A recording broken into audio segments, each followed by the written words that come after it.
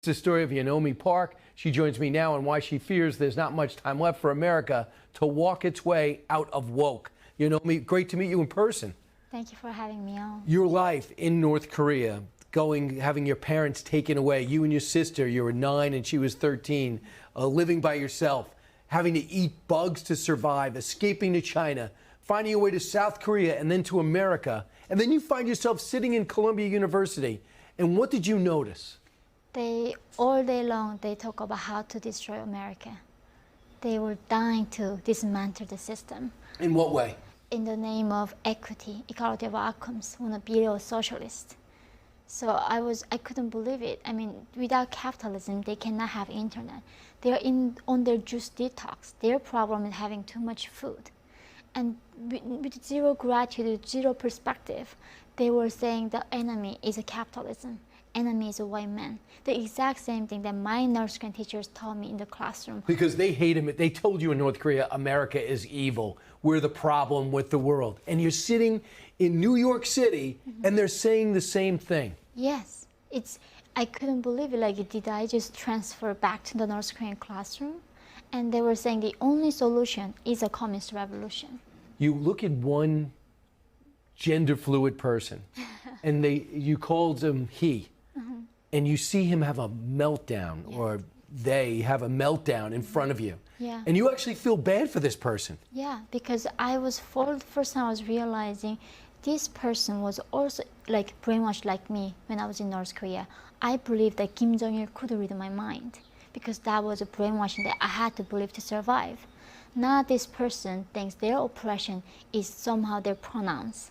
Crazy, Yes. right? I mean, I think it's crazy, and I'm embarrassed. I want to bring you to this excerpt from your book. Professors and administrators spoke to us like children, and so many students acted accordingly. People my age, literally double my size, who appear to be incredibly fit and well-fed, sometimes reduced to tears discussing feelings they harbored that appeared to have no possible connection to anything they were supposed to be learning about. A lecture on Homer would end up with a white student crying about colonialism. A class on government would take the form of two students trying to outdo each other in LGBTQ allies.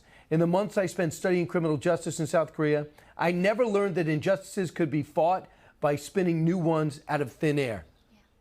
It's crazy. Yeah, it's like, in some sense, like not having a problem is an actual problem. They are making problem out of nowhere, creating injustice out of thin air. Right. And that's the injustice they are fighting here. Right. So-called social justice is all about fighting 10,000 different pronouns. It's amazing you could overcome what you overcome and have this type of logic. So you're worried about China and China's influence, especially on colleges. We were able to put this number together. So from 2017 to 2022, listen to how much they've contributed to Harvard: 79 million, Stanford 44 million, Columbia 45, University of Chicago 42, MIT 34, and Berkeley 21, and 3 million at University of Michigan. What do they want? What do you worry about? This is where Chinese government bought all these institutions, not just education, even Hollywood.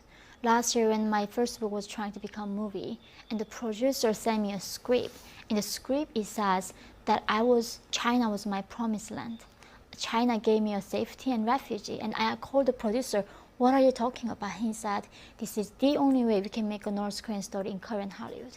Are you kidding? So you have to make China look It's a great, promised land. where they were sold you as a sex slave. Exactly. And you escaped to South Korea and China. That's an example of what they want to buy. They want to buy the elite universities with their dollars, and you're setting up a flare.